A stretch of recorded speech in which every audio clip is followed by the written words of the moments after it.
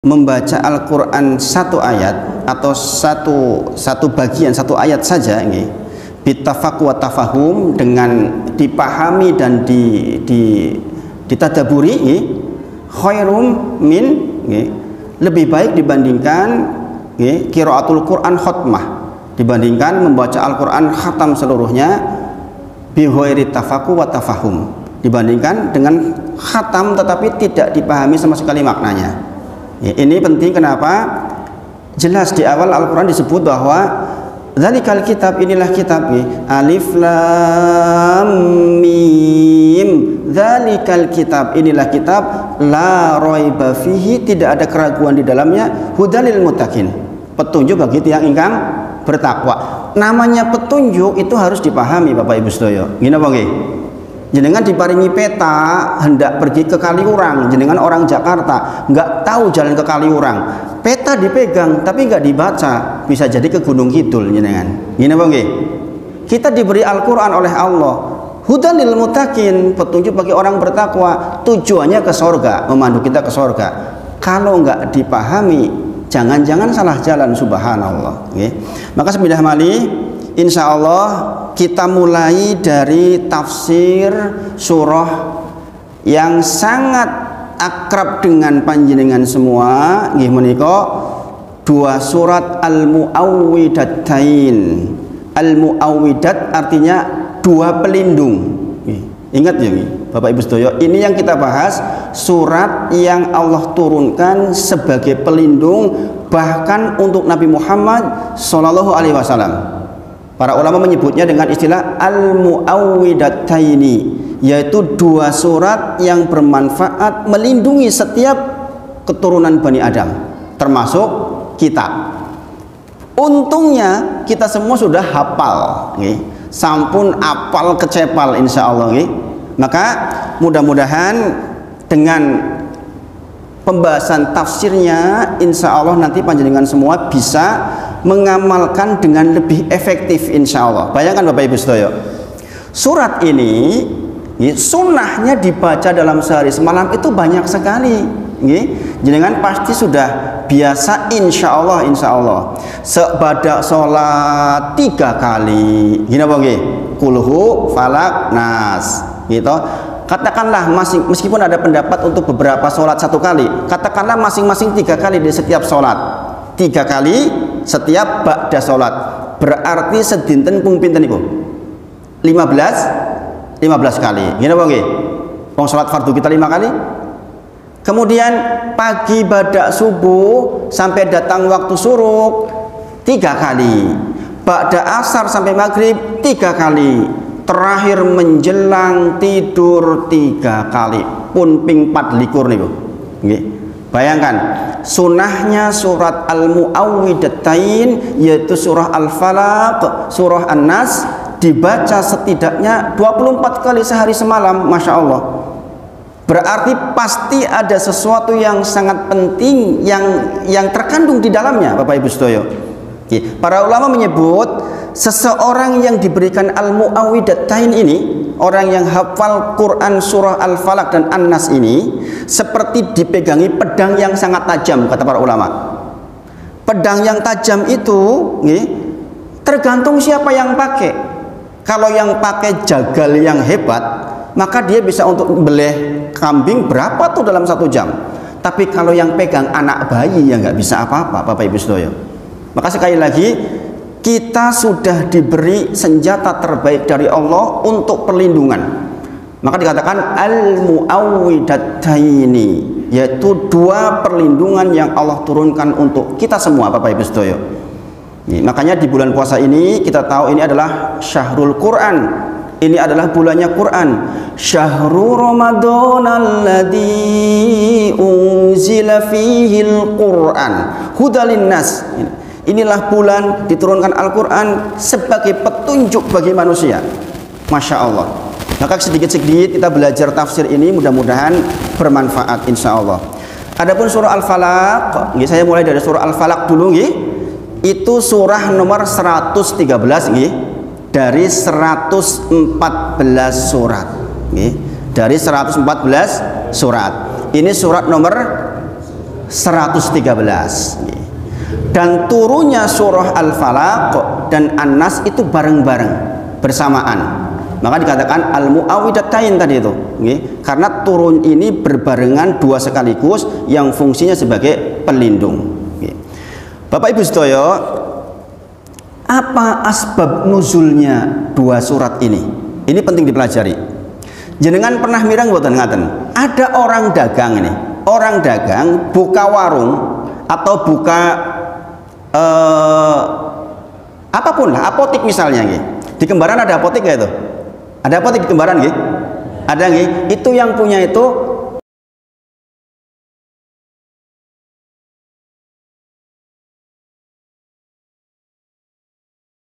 saya malam Rabu itu di sana nggih. Beliau cerita ke saya, dulu ketika awal buka seringkali temennya lewat tuh nggak pernah lihat itu buka. Lewat, loh, tokomu kok ora buka, apotikmu kok ora buka, padahal buka tiap hari. Pernah dengar seperti itu? Pernah dengar seperti itu? Atau bebek haji Pak Slamet. Dulu waktu awal-awal, ketika naik-naiknya, kalau masak nasi itu tiba-tiba bau, dibuka baru matang, sudah bau, nggak bisa dijual. Pernah dengar seperti itu? Atau mungkin tiba-tiba seorang suami istri yang dilihat rukun, baik, orang melihatnya ini keluarga baik-baik saja, ekonomi cukup, anak-anak soleh, tiba-tiba cerah-cerah bubar perceraian. Pernah dengar seperti itu? Pernah. Itu perbuatan sihir. Subhanallah Bapak Ibu sedaya. Makanya turunnya surat ini sangat terkait dengan hal yang semacam itu.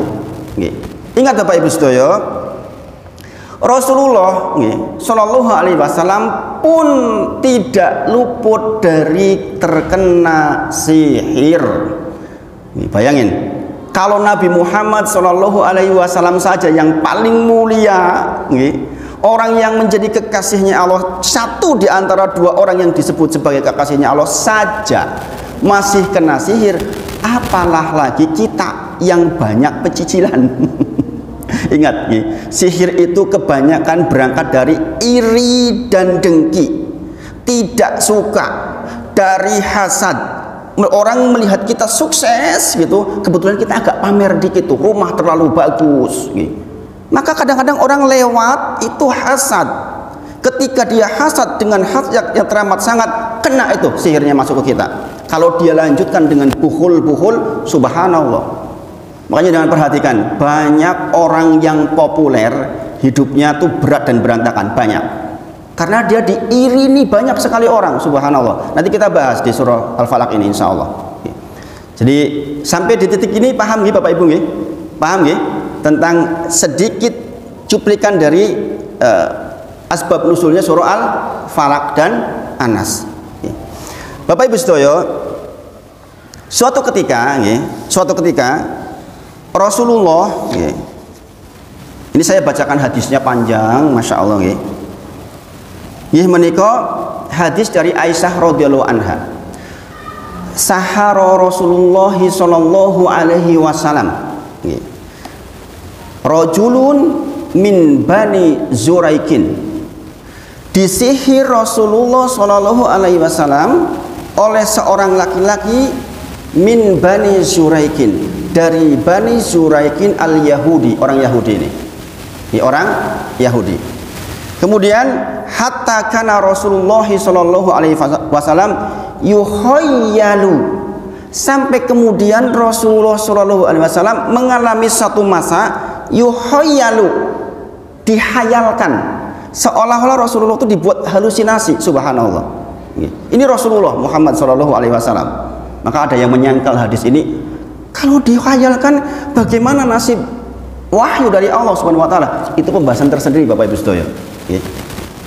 Kemudian yuhayyalu ilaihi, dihayalkan kepada Rasulullah sallallahu alaihi wasallam, annahu, sesungguhnya, kana yaf'alu syai'a ma wa ma fa'aluhu, padahal dia tidak melakukan. Dihayalkan kepada Rasulullah melakukan sesuatu, padahal Rasulullah nggak melakukan. Bayangin, jenengan ngerasa aku ki mau wis kono kok, padahal belum. Jadi jenengan dibuat seperti itu seolah-olah. Nah, Rasulullah terjadi seperti itu. Yuhayyalu ilaihi annahu kana yaf'alu syai'a seolah Rasulullah itu melakukan sesuatu. Dalam hal ini Rasulullah itu dihayatkan seperti telah mendatangi istri-istrinya dan menggaulinya, padahal tidak.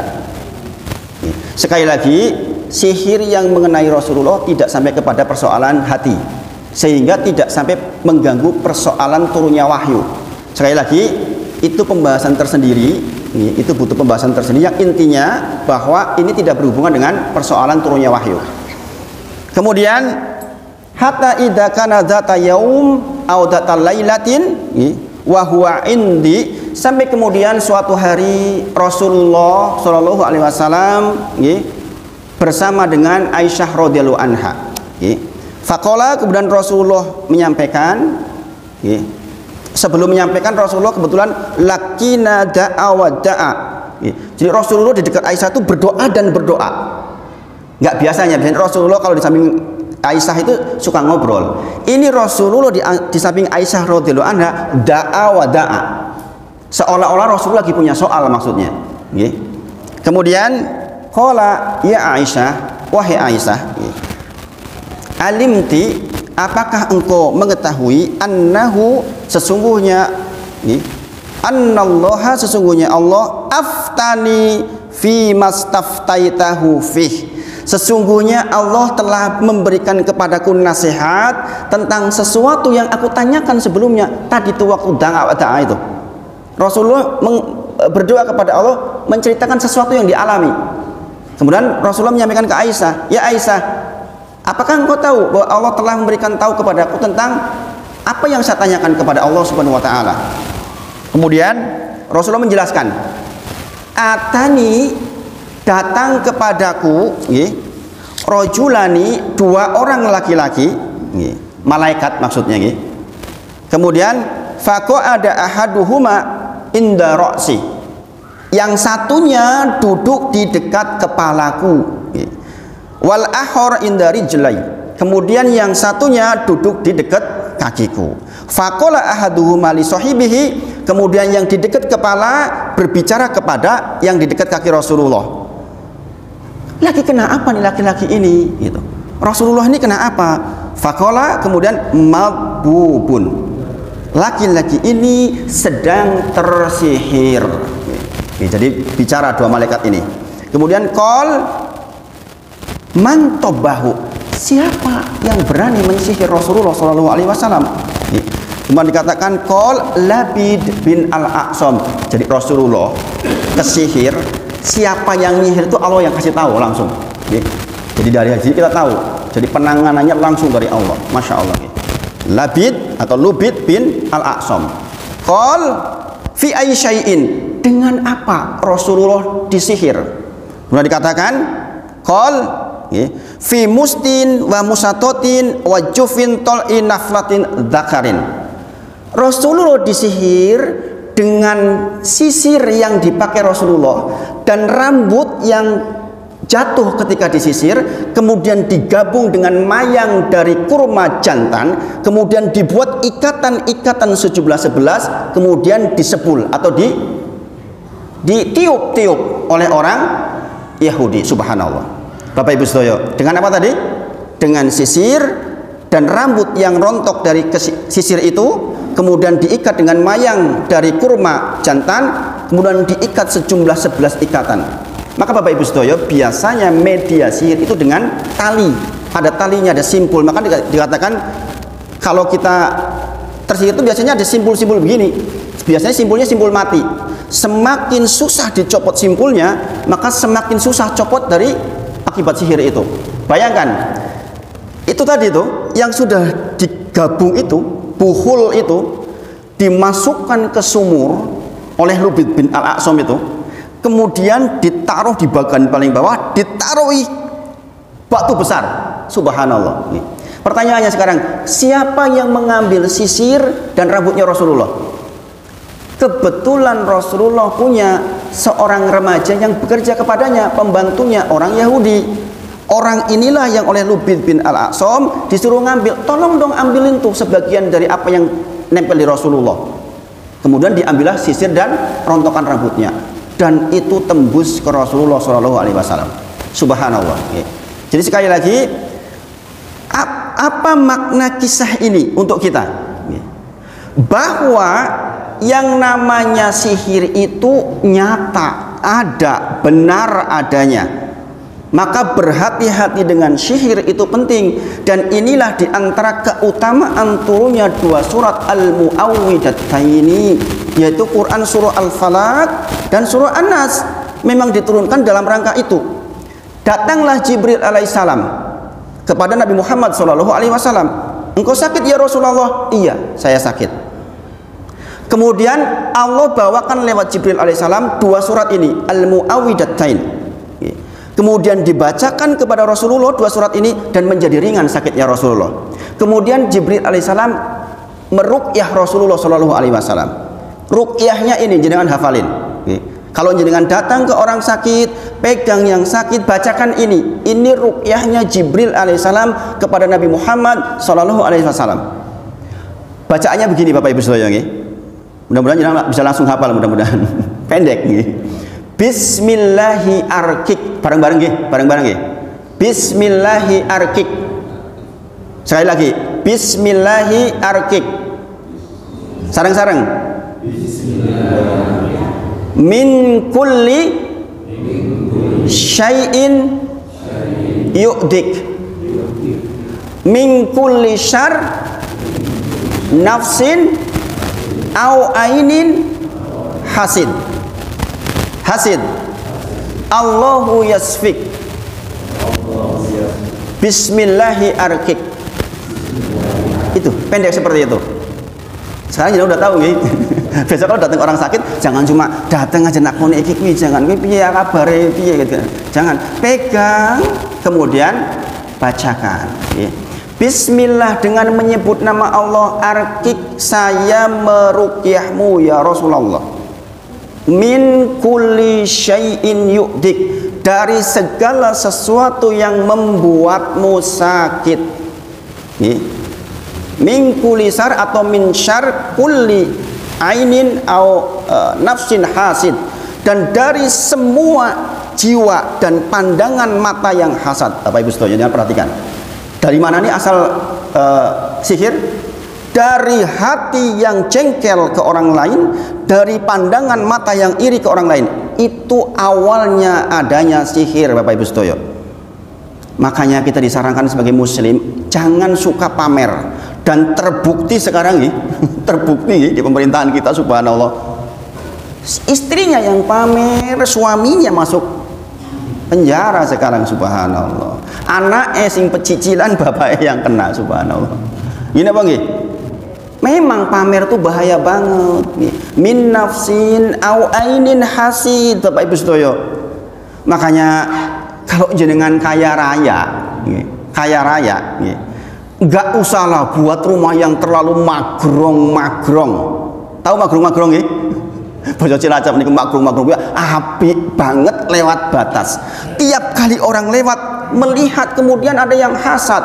Ketika hasadnya banget, itu nembus ke yang punya rumah tuh, subhanallah. Andi orang yang punya rumah bukan orang yang pertahanannya bagus, masalah Bapak Ibu saudara. Dan ini saya alami Bapak Ibu saudara. Ini mungkin memang maknanya supaya saya berdakwah kepada panjenengan semua. Saya dulu orang umum, saya kuliah di teknik. Berulang kali dalam hal masalah belajar, seringkali dapat prestasi yang cukup baik. Contoh, saya sampaikan ke jenengan satu diantaranya. Lomba berbicara nih, lomba pidato saya pernah waktu mahasiswa. 800 peserta itu, 800 peserta. Diambil 100 terbaik, diambil 50 terbaik, diambil 10 terbaik, diambil 3 terbaik, diambil 1 terbaik. Saya orangnya. Subhanallah. Nah itu kalau kita nggak punya pertahanan bagus, itu diiringi banyak orang tuh. Kalau diiringi banyak orang yang irinya nganggo banget, itu masalah buat kita. Makanya kita banyak mengucapkan kul a'udzu birabbil falaq min syarri ma khalaq. Dulu saya nggak begitu, saya nggak mengenali ilmu seperti ini, subhanallah. Makanya kalau dengan perhatikan, banyak orang yang mungkin pinter, hidupnya kadang-kadang berat sekali, terlunta-lunta. Kenapa? Karena banyak orang yang hasad kepada dia. Subhanallah Bapak Ibu sedaya.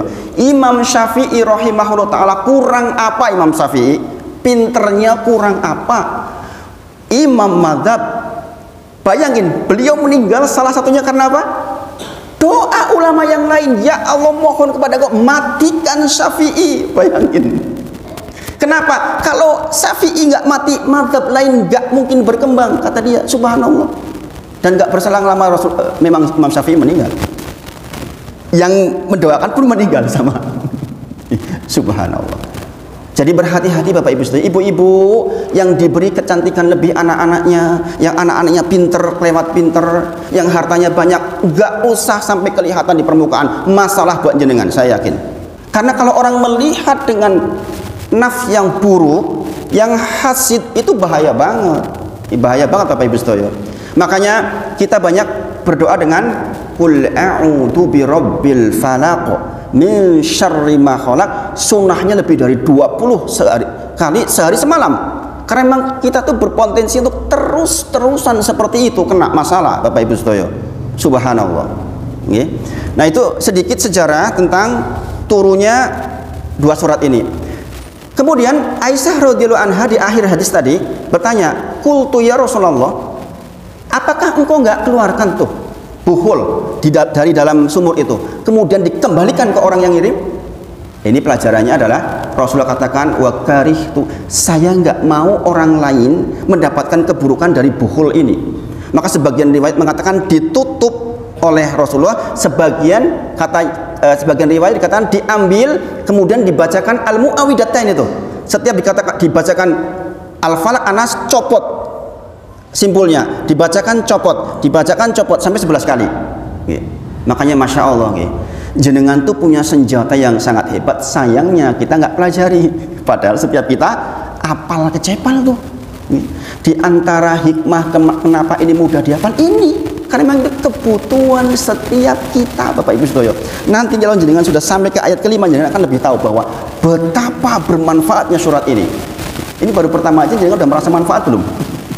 Manfaatnya luar biasa manfaatnya Bapak Ibu saudara. Khususnya bagi panjenengan yang diberi kelebihan-kelebihan. Itu surat ini penting banget.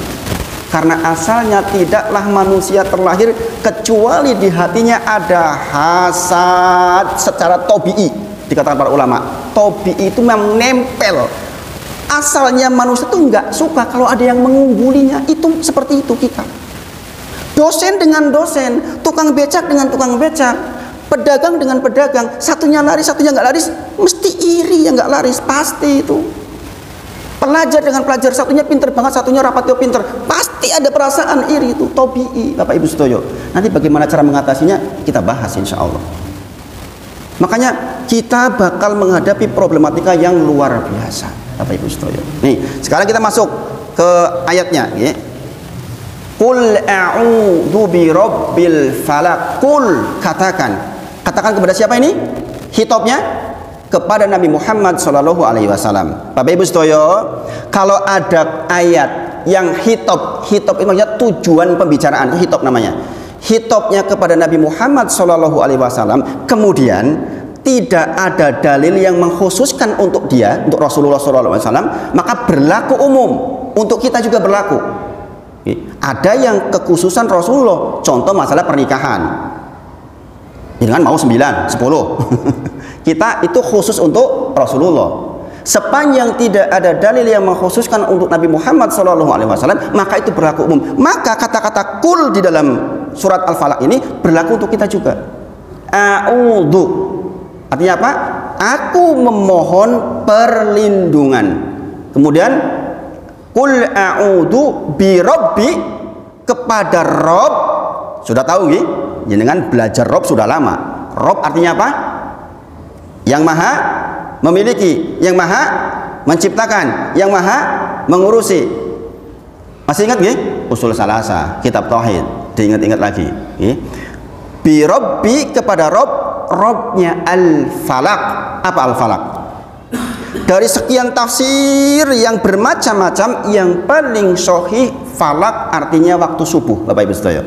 waktu subuh. Setidaknya ini yang diucapkan oleh tafsir Ibnu Katsir, tafsir As-Sa'di, meskipun ada yang berpendapat itu nama rumah di neraka jahanam, itu nama sumur di neraka jahanam, tapi yang paling sahih adalah al-falaq, adalah waktu subuh.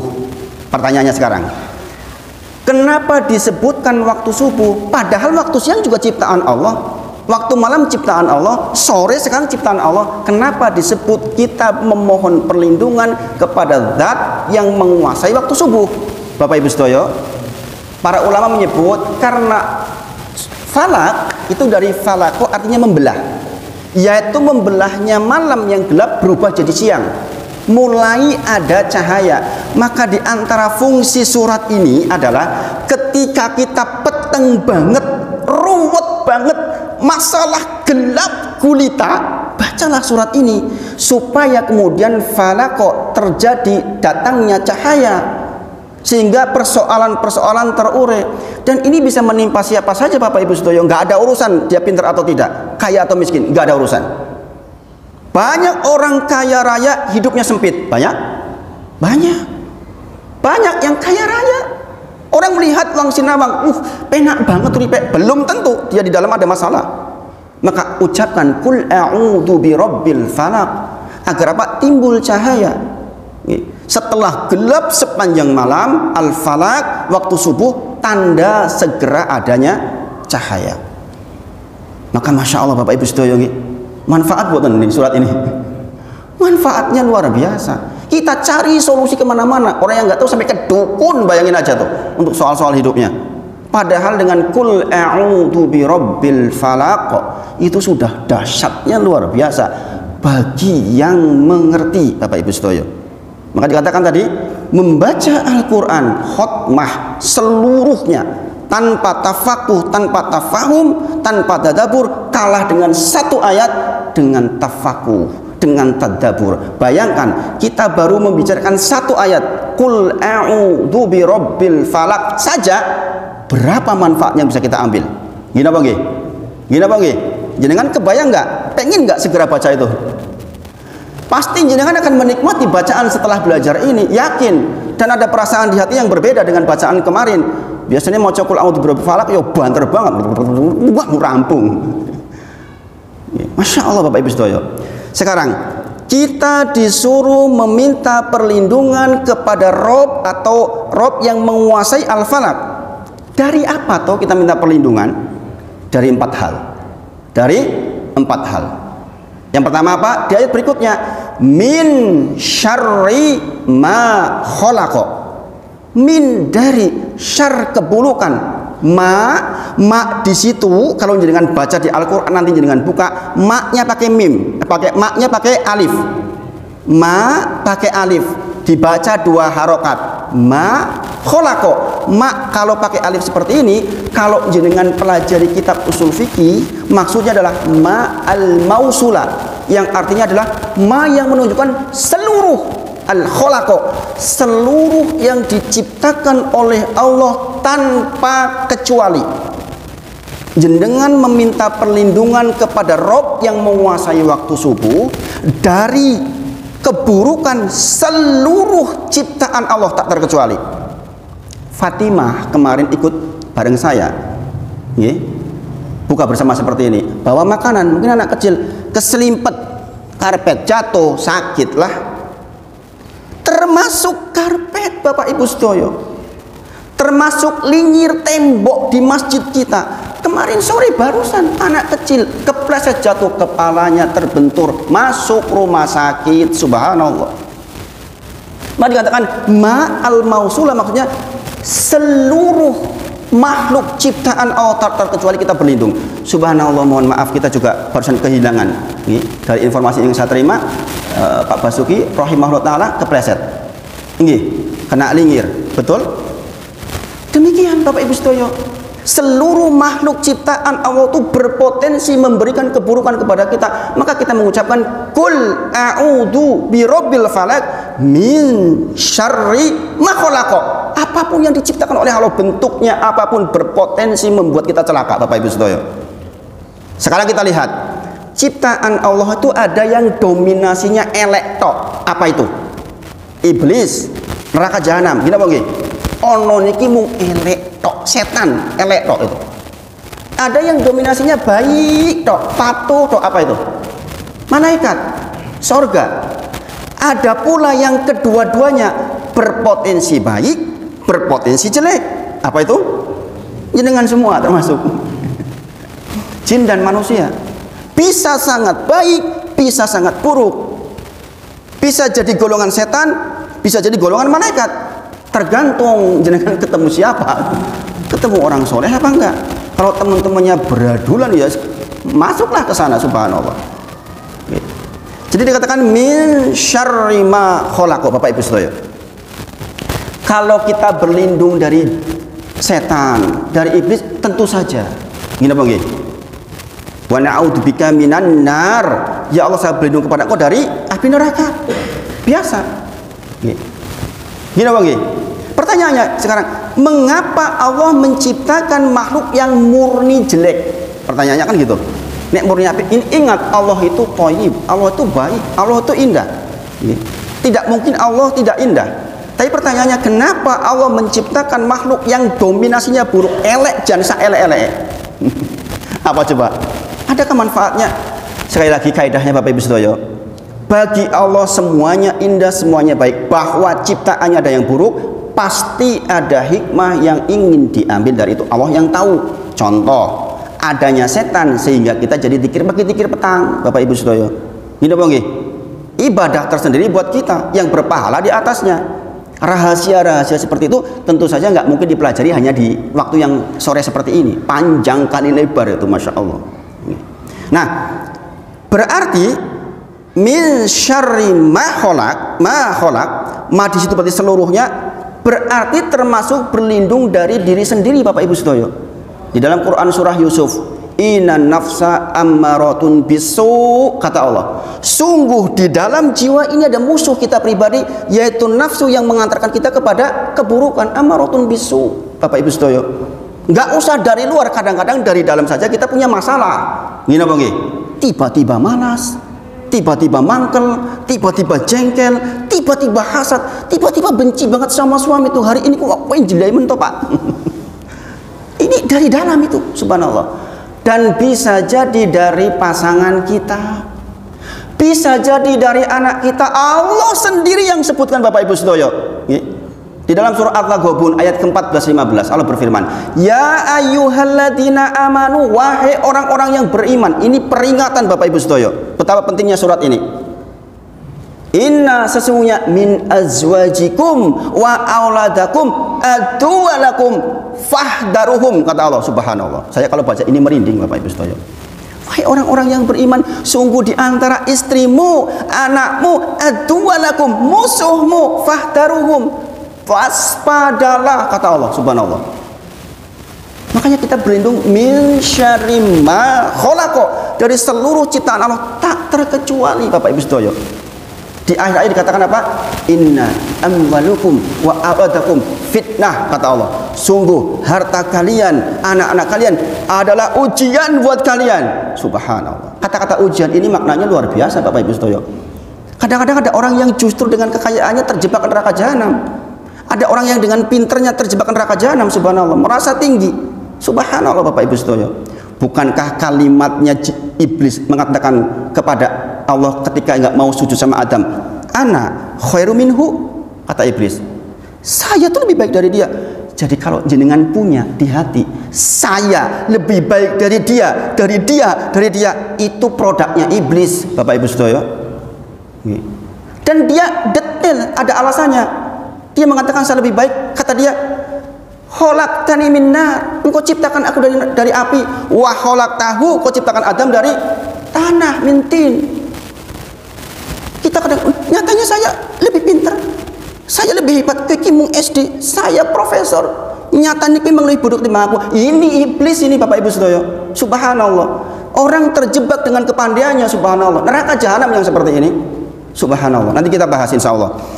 Jadi dari seluruh ciptaan Allah kita mohon perlindungan, termasuk pasangan kita, Bapak Ibu saudara. Kalau kata-kata min syarri ma khalaqa, itu berarti kita meminta perlindungan secara umum, apa saja. Tetapi apakah kemudian dengan doa itu kita tidak perlu doa khusus? Perlu, Bapak Ibu Sedoyo. Misal contoh, kita memohon perlindungan dari seluruhnya, tapi kadang-kadang kita minta perlindungan dari istri kita misalnya. Saya bacakan salah satu amalan saya dulu gitu yang Rasulullah sampaikan, kemudian karena sudah lama jadi nggak pernah disampaikan. Coba di sini, mudah-mudahan di sini pada praktek dulu. Ketika malam pertama jenengan dulu dengan istri panjenengan, ini yang coba jenengan reply lagi ke sana. Rasulullah menyampaikan, jikalau engkau menikahi seorang wanita atau engkau menikahi seorang budak, maka mintalah doa kepada Allah kebaikan dan berlindung kepada keburukannya. Maka di malam pertama sebelum panjenengan berhubungan suami istri, peganglah ubun-ubunnya, kemudian ucapkan, Allahumma, ya Allah, ini saya as'aluka, meminta kepadamu, min apa? Khairiha, dari kebaikan istriku ini yang kita pegang itu. Kalau perempuan sebaliknya, min khairahu, dari kebaikan suami saya. Kemudian wa min khairi jabaltaha alaihi, dan dari seluruh sifat yang kau titipkan di wanita ini. Subhanallah. Bapak Ibu Sedoyo, manusia tabiatnya selalu minta yang baik, dihilangkan dari yang buruk, selalu seperti itu. Minta neraka, minta surga, jauh dari neraka, kan begitu. Maka di sini pun sama doanya, wa a'udzubika min syarriha, dan saya memohon perlindungan kepada engkau dari keburukan istri saya ini. Kemudian dikatakan apa? Wasari majabaltaha ilaihi, dan saya memohon perlindungan kepada engkau dari tabiat buruknya istri saya. Subhanallah. Segitunya. Dulu saya begitu. Alhamdulillah. Jangan praktek nggak begitu dulu. Mesti keliwat. Sekarang berdoa. Maka nanti kalau jangan punya menantu, punya anak-anak, punya, ajarkan yang seperti ini. Ajarkan yang seperti itu, namanya doa khusus. Doa umumnya adalah min syarri ma khalaqa. Tetapi doa khususnya seperti itu. Maka apakah orang yang sudah membaca min syarri ma khalaq harus berdoa khusus? Iya, tetap harus ada doa khusus. Tetapi doa umumnya, minta perlindungan umumnya harus. Makanya dikatakan lebih dari 20 kali sehari semalam dengan mengucapkan kulhu falak nas. Bayangin, dahsyat nggak tuh? Dahsyat nih. Jadi kan mungkin selama ini sudah mempraktekkan, tapi karena kurang belajar terkait dengan tafsirnya sehingga kurang nunjem. Gini apa nggih? Gini apa nggih? Atau sudah pernah dibahas lebih dalam? Di sini tafsir sampun kamu dereng ta? Dereng nggih? Kemudian dari apa lagi? Min syarri ma khalaqa wa min syarri ghasiqin idza waqab. Dan dari malam idza waqab, ketika gelap gulita. Bapak Ibu Sedoyo, sekali lagi, kenapa ini disebut malam oleh Allah Subhanahu wa taala? Kenapa? Karena memang dominasi keburukan itu di malam hari, Bapak Ibu Sedoyo. Coba bayangkan. Jenengan kalau datang ke tempat saya, Pak Gito tuh udah pernah ke tempat saya. Rumah yang sangat sederhana nih Pak. Di belakangnya masih banyak apa namanya, tumbuh-tumbuhan. Bayangkan Pak, malam hari lagi duduk-duduk saya di tempat duduk yang Pak Gito duduk itu Pak Gito. Tiba-tiba tepluk ulo weling jatuh. Bayangin. Dan itu terjadi berulang kali, Bapak Ibu Sedoyo. Kebayang nggak kalau saya lagi tidur tepluk ke kasur, kemudian dicokot nyut, api pun itu meninggal lah. Subhanallah. Maka kita berlindung kepada Allah dari ghasikin idza waqab, karena biasanya ular berbisa dan lain-lain juga mulai efektif bekerja malam. Tetangga saya barusan 10 hari yang lalu meninggal leptospirosis atau apa itu, pes nih Pak nih, karena tikus. Subhanallah. Pergi ke sawah, kemudian kena keong, luka, kemudian nginjek susu tahu nggih, rumahnya tikus. Pulang ke rumah demam, dicek ke rumah sakit, leptospirosis, 3 hari meninggal. Subhanallah. Bayangin.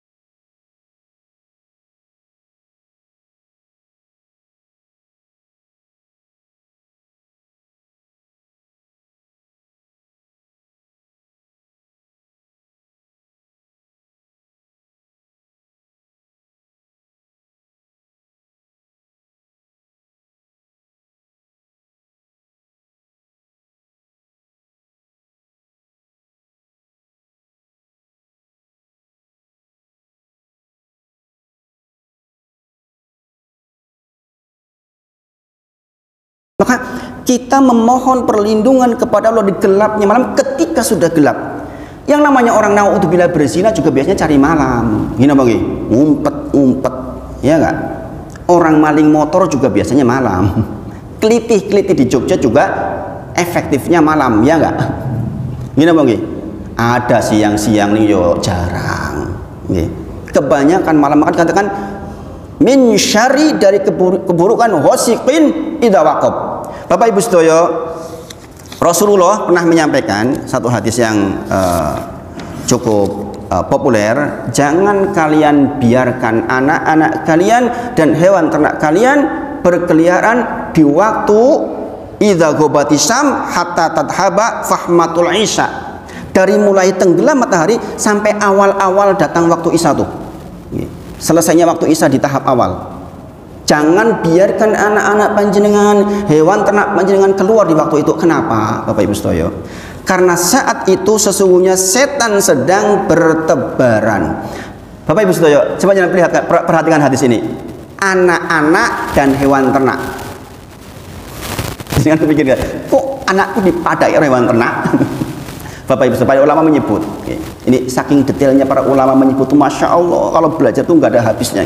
Saya kalau belajar itu masya Allah, para ulama itu detailnya. Dia mengatakan apa para ulama? Kenapa kok disebutkan anak-anak dan hewan ternak? Karena anak-anak dan hewan ternak itu nggak dikir pagi dikir petang, Bapak Ibu. Mereka punya zikir, tetapi secara khusus zikir pagi zikir petang yang punya manusia. Dan anak-anak kalau nggak soleh-soleh amat, atau bapak ibunya nggak soleh-soleh amat, ya nggak zikir pagi zikir petang. Yang nggak zikir pagi zikir petang, itulah yang paling berpotensi kena masalah ketika setan berkeliaran di waktu itu. Paham Bapak Ibu ini? Makanya zikir pagi zikir petang itu pentingnya, masya Allah. Dan di antara bacaan zikir pagi zikir petang adalah Qul Hu Falaq Nas 3 kali. Gini apa nggih? Nggak kelewat kalau kita dikir-dikir petang, otomatis terlindungi Bapak Ibu sedaya. Masya Allah. Wasikin idza waqab. Kemudian dari apa lagi? Yang berikutnya, min syarri ma khalaq wa min syarri ghasiqin idza waqab wa min syarrin naffatsati fil uqad. Dan dari penyihir-penyihir wanita yang meniup di buhul-buhul. Subhanallah. Ibu-ibu jangan komplain, Ustadz, kok yang disebut penyihir wanita? Bukannya juga ada kakek sihir, bukan nenek sihir saja. Para ulama menyebut juga hal seperti ini dibahas oleh para ulama. Satu, di zaman Rasulullah memang dominasi penyihir itu perempuan, jarang laki-laki. Mengapa? Karena pada waktu itu laki-laki kebanyakan sibuk bekerja, sejak pagi sudah bekerja pulang sore. Para ibu-ibu nunggu di rumah hanya ngurusi persoalan rumah tangga saja, nggak kayak zaman sekarang ya. Sekarang yang jadi dosen ada, yang jadi apa ada banyak. Dulu wanita nunggu di rumah kadang-kadang jam 9 pagi udah selesai. Karek ngopo? Karek selonjor katanya. Ketika selonjor itu ketemulah dengan tetangganya, ngobrol-ngobrol. Ketika ngobrol-ngobrol itulah terjadi pergesekan antar orang-orang itu. Maka kemudian karena saling sakit hati mempelajari yang namanya sihir. Subhanallah. Maka dominasi penyihir pada waktu itu perempuan. Dan Bapak Ibu sedaya, sihir wanita itu lebih ampuh ketimbang sihir laki-laki. Lebih dahsyat. Mengapa? Karena jiwa perempuan secara umum memang dibawa rasanya. Jadi kalau jenengan mau jadi penyihir ampuh, dibawa tuh hati. Jeleh, yo jelih banget. Paham ya? Nek jeleh kan mau jeleh, tapi nek jeleh banget, jelih. Gini Bang. Kalau jenengan benci sama orang, bencinya banget, Bu, ya. Kemudian jenengan kirim mantra atau buhul ke dia, tembus itu, subhanallah. Jangan lagi ke orang yang urusan biasa, urusan beribadah kena. Jenengan ada orang ke Mekah umroh, cekrek di depan Ka'bah. Kemudian jenengan, ya Allah, aku jadi yo pengen banget rono kok dadak singkai to sing rono. Kok yes gitu. Perempuan. Maka itu yang ibadah bisa hancur tuh. Masya Allah. Dan itu nggak ada urusan yang hasad itu orang soleh atau nggak orang soleh, nggak ada urusan. Orang nggak soleh kalau bencinya teramat sangat itu bisa bahaya. Itulah mengapa Bapak Ibu Sedoyo, jangan perhatikan. Ketika kemarin membicarakan tentang masalah buka bersama, di antara adab dari berbuka adalah apa? La yazalun nas bil khair, kata Rasulullah, sungguh manusia itu terus di dalam kebaikan ketika ajalul fitr, ketika cepat di dalam berbuka. Maksudnya apa? Cepat laparnya hilang. Paham maksudnya gitu? Maksudnya begini, jenengan orang kaya nih di lingkungan, orang yang berlebih. Di lingkungan panjenengan ada orang miskin, bayar sekolah kangelan, makan kesusahan, jenengan magrong-magrong, maka dia sakit hati. Sakit hatinya dia kepada panjenengan, kena jenengan Bapak Ibu Sedoyo, jangan dikira nggak kena. Jenengan akan punya masalah. Maka dikatakan aqimis shalah wa itaiz zakah, kata Allah. Setiap perintah sholat baik kepada Allah harus baik ke tetangganya, ke orang dekatnya, ke teman-temannya. Bapak Ibu Sedoyo, subhanallah, banyak orang nggak memperhatikan yang seperti ini. Sederhana, aqimis shalah, hubungan kita dengan Allah. Wa itaiz zakah, langsung keluarkan zakat. Rasulullah menyampaikan as-sodaqoh burhan, sodakoh itu bukti keimanan panjenengan. La yajtami'u, tidak mungkin berkumpul as-suh wal iman, antara pelit dan iman, fi qalbi, di dalam hati abdin, seorang hamba, abadan, kata Rasulullah, selamanya enggak bisa bersatu. Enggak ada urusan iman dengan pelit, enggak bisa bersatu Bapak Ibu Sedoyo. Jadi kalau jenengan sudah bagus ibadahnya, kalau masih pelit, susah nolongin orang, ini masalah ini. Dan biasanya dari situlah timbul iri dengki, yang kemudian timbul hasad. Hasad itulah yang mengantarkan puhul-puhul. Subhanallah Bapak Ibu Sedoyo. Kita mempelajari surah Al-Falaq baru segini aja udah manfaatnya banyak nggak? Banyak nggak? Bisa ditangkap yang saya sampaikan? Masih terlalu cepat nggak? Saya agak kurang bisa ngerem nih kadang-kadang, pengen lombat, pengen di sini pengen keluar semua. Subhanallah. Sampai di sini bisa dipahami Bapak Ibu? Ketangkep nggih? Ketangkep yang dimaksud nggih? Bapak Ibu Sedoyo. Sekarang pertanyaannya, apakah sihir memang legitimate dari Allah Subhanahu wa taala? Ada? Jangan punya pertanyaan-tanya. Ini ngomong yo ngoro taruh sihir iki. Allah sebutkan di dalam Quran surah Al-Baqarah 102. Quran surah Al-Baqarah ayat 102. Itulah sejarah awalnya sihir Bapak Ibu Sedoyo. Wattaba'u ma tatlu syayatinu ala mulki Sulaiman wa ma kafara Sulaimanu walakinna syayatina kafaru yu'allimuna an-nasa sihr. Tuh dikatakan begitu. Orang-orang di zaman kerajaan Sulaiman tuh mendengarkan kata-kata setan dalam bentuk sihir itu. Dia mengatakan, tuh Musa itu, Sulaiman tuh melakukan sihir, dia kafir karenanya. Wa ma kafara Sulaiman. Sulaiman enggak kafir. Sulaiman enggak mengajarkan sihir, Sulaiman enggak mengamalkan sihir. Setan-setanlah yang mengajarkan sihir.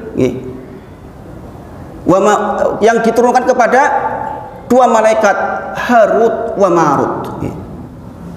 Harut wa Marut. Kemudian Harut wa Marut ketika mau mengajarkan kepada seorang, tidaklah dia ajarkan kepada orang-orang kecuali dia mengatakan, sesungguhnya nahnu, kami itu hanya ujian buatmu. Fala takfur, jangan kau amalkan. Jadi memang Allah turunkan Harut Marut untuk ujian manusia. Mereka bawa ilmu sihir dua malaikat ini. Tapi dikatakan ini ujian untuk kalian. Jangan kau pelajari, diamalkan, jangan. Kemudian orang-orang berbondong-bondong ke Harut Marut. Saya pengen belajar, saya pengen belajar. Fayata'allamuna minhuma. Kemudian mereka mempelajari dari dua malaikat itu tentang sesuatu yang menjadikan seorang suami pisah dengan istrinya. Itu target sihir pertama. Target sihir pertama adalah memisahkan suami dari istrinya. Subhanallah Bapak Ibu Sedoyo. Jadi nanti buka surah Al-Baqarah ayat 102. Jadi memang sejarah sihir dilegitimate, memang ada, demikian adanya. Dan itu berlangsung sampai akhir masa Bapak Ibu Sedoyo. Maka berhati-hati dengan seperti ini. Min syarri ma khalaq wa min syarri ghasikin idza waqab wa min syarrin naffasati fil 'uqad wa min syarri hasidin idza hasad. 4 perlindungan. Yang terakhir adalah kita memohon perlindungan dari orang-orang yang iri dengki ketika dia iri dengki. Nah, ini yang tadi saya katakan. Hasad, Bapak Ibu sedoyo, secara tabii memang ada di dalam diri kita masing-masing. Level 1 hasad adalah benci melihat orang lain punya nikmat. Itu level hasad pertama. Lah, kok iso tuku motor anyar tuh kae? Kok iso tuku mobil anyar? Kok omahe apik men? Itu level pertama. Level kedua, di samping dia benci dengan nikmat yang Allah berikan kepada orang lain, dia ingin nikmat di orang lain itu hilang. Contoh, 2 orang sama-sama ingin promosi jabatan. Ternyata yang dipromosikan satunya, maka level pertama dia cuma benci aja. Ah udahlah, ya udahlah, benci dipendem. Yang level 2 dia katakan fitnah tuh orang itu. Ah itu tuh jelek, itu suka korupsi itu level 2. Level 3-nya dia benci, dia ingin orang itu hilang. Yang hilang itu ke saya. Maka dia katakan di samping fitnah, dia katakan saya loh yang lebih pintar, saya yang patut menerima jabatan itu level 3. Bapak Ibu sedoyo, kita nggak tahu kita di mana. Bahwa setiap kita tuh punya potensi itu. Bedanya orang soleh tidak dikeluarkan, orang buruk dikeluarkan. Subhanallah, Bapak Ibu sedoyo. Bapak Ibu sedoyo, jangan perhatikan.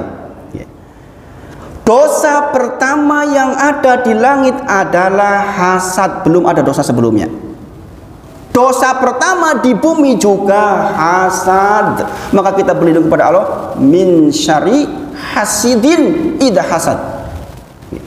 Allah berfirman, Allah berfirman, ma mana'aka ala tasjuda id amartuk, kata Allah.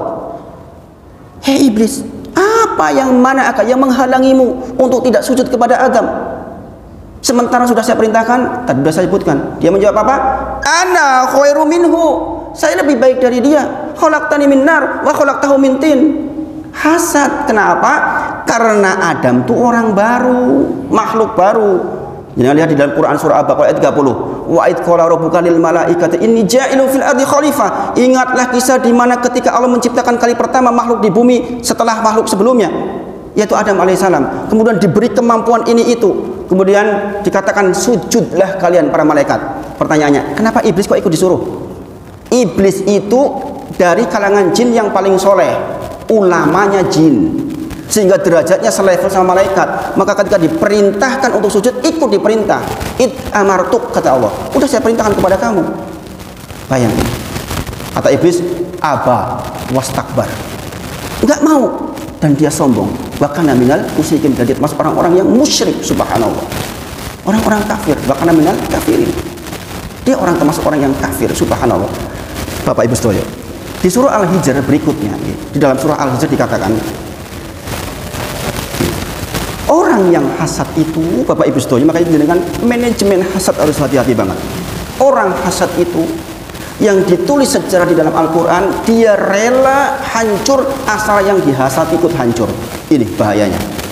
Orang urusan saya hancur, yang penting yang saya hasati juga hancur. Dan ini ditulis oleh Allah di dalam Quran surah Al-Hijr ayat ke-3940. Allah berfirman, qala rabbi bima aghwaytani, kata iblis, karena engkau telah tentukan aku sesat, maka akan aku sesatkan pula seluruh Bani Adam dengan cara aku buat dia, aku akan membuat di dalam matanya, mata Bani Adam, seluruh kemaksiatan itu indah. Masya Allah, subhanallah Bapak Ibu sedoyo. Nanti di surah Anas kita bahas tuh detailnya, proses kita terjerumus. Al-Khonnas di dalam surah Anas itu artinya yang balik lagi, yang balik lagi, yang balik, maksudnya goda lagi sampai tembus ke kita. Subhanallah. Jadi dia rela hancur asal yang dihasati hancur. Ibu-ibu hati-hati, ibu-ibu. Kalau jenengan punya perasaan benci kepada orang, kemudian jenengan ingin orang itu hancur, hati-hati, itu perbuatan iblis. Subhanallah. Tapi ada bocoran positif dari iblis. Siapa yang nggak bisa digoda oleh dia? Illa, kecuali ibadaka minhumul mukhlasin, adalah orang-orang yang hidupnya ikhlas karena Allah saja. Jenengan nggak ngarep-arep penilaian manusia, mau pinter mau nggak pinter, punya pinter karena Allah. bodoh ndelok kita gitu sabar karena Allah, sugih alhamdulillah karena Allah, miskin sabar karena Allah. Itu nggak bisa digoda oleh iblis. Iblis yang kasih bocoran dalam surah Al-Hijr. Masya Allah. Itu dosa di langit pertama hasad. Dosa di bumi pertama kali juga hasad. Bapak Ibu sedaya, ada di dalam surah Al-Maidah ayat 27. Nggih. Watlu alaihim naba abnai Adam bil haq. Ceritakan tuh kepada orang-orang Bani Israel tentang kisah dua anak Adam dengan cerita yang benar. Id qoroba kurbanan, ketika mereka keduanya disuruh untuk berkorban. Wa tuqbila min ahadihima, diterima korbannya dari yang satu, walam yataqabbal minan akhar. Kemudian enggak diterima dari satunya. Apa kata-kata yang enggak diterima? La aqtulanak. Ini sedulur loh Bapak Ibu.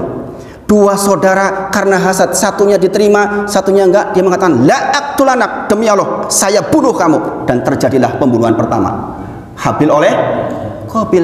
Itu sedulur Bapak Ibu, sekandung, bisa saling bunuh gara-gara hasad, apalagi dengan orang lain. Bapak Ibu sedaya, maka sekali lagi kembali kita banyak-banyak membaca qul a'udzu birabbil falaq min syarri ma khalaq wa min syarri ghasikin idza waqab wa min syarrin naffatsati fil 'uqad wa min syarri hasidin idza hasad.